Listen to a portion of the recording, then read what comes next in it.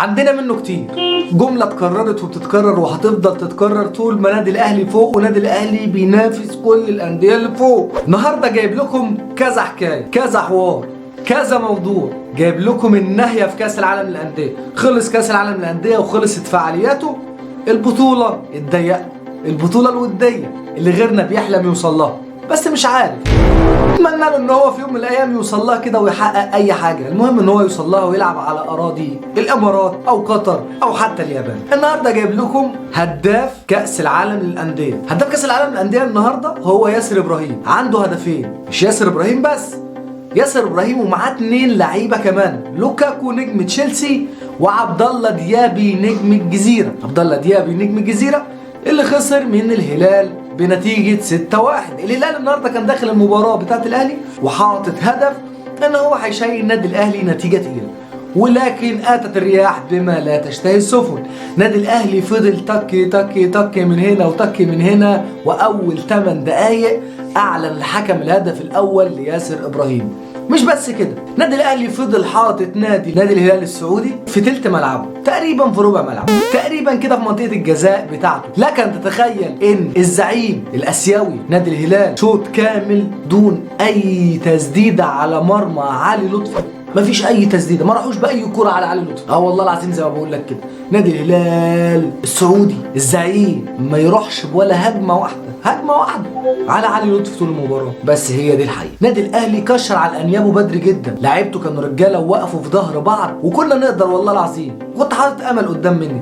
انا مش سعيد ان احنا فزنا النهارده بالميداليه البرونزيه اكتر من ان انا سعيد ان الزيطه ربنا رحمنا منها. احنا لو كنا اتغلبنا من الهلال السعودي النهارده كانت هتبقى في مهزله، كانت هتبقى في مجزره، ما كناش ممكن نقدر اصلا نعيشه الفتره اللي جايه ديت وسط الناس دي.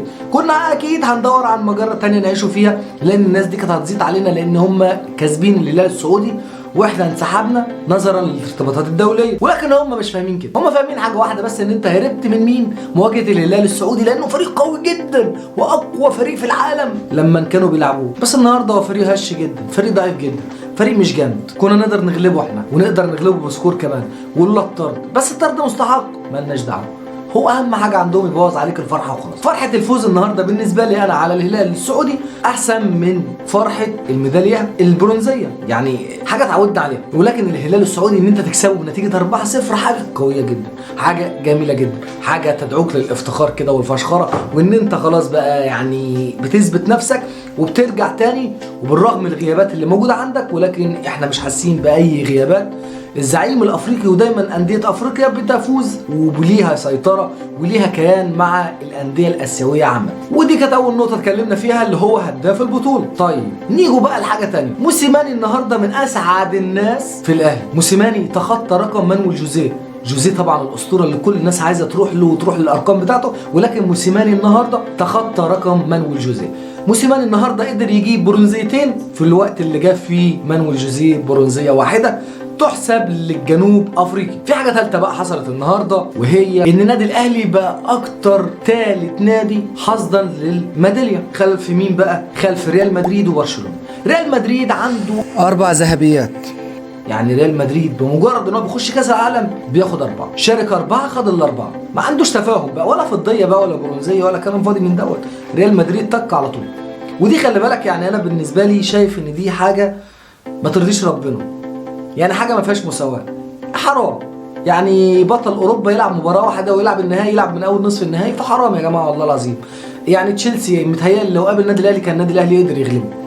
انا بقول بالميراس احنا واجهنا ظروف صعبه جدا، بالميراس كسبنا 2-0 وكان لنا بلانتي واحد، عشان الناس اللي بتتكلم وتقول لك 2 بلانتي و3 بلانتي، لا ما لناش غير بلانتي واحد. ادينا مباراه على فترات قدام بالميراس النهارده عمل مباراه متعه قدام تشيلسي، ولكن تشيلسي قدر ان هو يقضي على احلام بالميراس في الدقيقه 116 من زمن الشوط الاضافي. وورا مين برضو؟ نادي برشلونه جاب 3 ذهب وواحده فضيه. والنهارده بقى المعلم بقى الباشا اللي هو حقق كل حاجه، اللي امه عياله اللي اخد كل حاجه، يعني تقريبا ما سابناش اي حاجه. هو الحارس مندي يا جماعه النهارده بيقول لنا ان هو رقم 1 في العالم وحارس مرمى مش هيتكرر، ويستحق فعلا جايزه افضل حارس مرمى افريقي. يعني تقريبا ما حصلتش قبل كده ان حارس مرمى من افريقيا ياخد احسن حارس مرمى في العالم. مندي النهارده بيقول ان انا خدت كل البطولات. هو خد كل البطولات، السوبر الاوروبي، كاس السوبر الاوروبي، دوري ابطال اوروبا، دوري ابطال اوروبا، افريقيا، كاس العالم للانديه، احسن حارس في العالم. مش عايز حاجه ثانيه، مفيش اي جايزه ثانيه يا جماعه. هو اخد كل الجوائز. مندي خد كل الجوائز.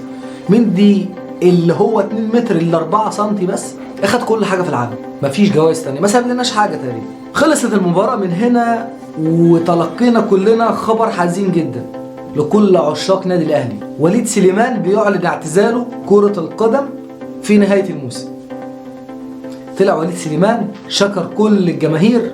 وليد سليمان صاحب الاهداف اللي كانت في وقت كبير جدا حاسمه، الهداف الاهلاوي، هداف الدوري للاهلي في وقت كان فيه فايلر. وليد سليمان كان راجل في مواقف كتير جدا. يكفي ان هو يوم حادثه الدفاع الجوي لنادي الزمالك وجمهور نادي الزمالك، الراجل لغى فرحه. دي تكفي. وليد سليمان ليه مواقف كبيره جدا وكتيره جدا، ومواقف رجوله بالهبل، حدث ولا حرج.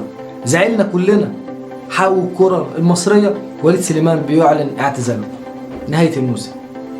خبر والله العظيم انا تلقيته كصدمه. وليد سليمان اخر ريحه الحبايب. جمهور الاهلي عامه والجمهور القديم اللي كان بيشجع من زمان عارف يعني ايه وليد سليمان، عارف يعني ايه لعيب بيموت في الفانيلا. اللعيب ده في وقت من الاوقات كان بيعيط ودخل المستشفى اكتر من مره علشان يجي نادي الاهلي. اللعيب ده كان بدايته في حرس الحدود على فكره. حرس الحدود بقى، ومرورا بطلائع الجيش والفرق ديت كلها، وانبي وبتروجيت، لا في انديه كتيره جدا. ولكن نهايه المطاف جه نادي الاهلي في 2011. اخر الناس اللي احنا كنا بنعتبرهم فيهم ريحه من الزمن الجميل. يعني وليد سليمان تحس ان هو بيلعب من سنه 1907. روح اللعيبه بتاعت زمان. هيعتزل وليد سليمان، وان شاء الله باذن الله نلاقي حاوي تاني بس بنفس الروح. صعب. وليد سليمان كان لعيب بمذاق خاص، لعيب كده تقدر تقول ان هو معجون بمية الاهلي، حريف بدرجه جيد جدا، مهاري بدرجه استاذ. هيعتزل كره القدم. مش باقي لنا حد خلاص من الزمن الجميل. نتمنى له طبعا حياه سعيده، وان شاء الله اللي جاي افضل لوليد سليمان. ويعني نتمنى له حياه سعيده، مع اننا هنبقى مفتقدينه جدا، ولكن هي دي الدنيا. في نهايه الحلقه بنشكر كل الناس اللي كانت موجوده معايا والناس اللي فضلت معايا لاخر الفيديو، وانتظرونا في حلقات قادمه ان شاء الله، ومباراه قادمه لنادي الاهلي قصاد الهلال السوداني. السلام عليكم ورحمه الله.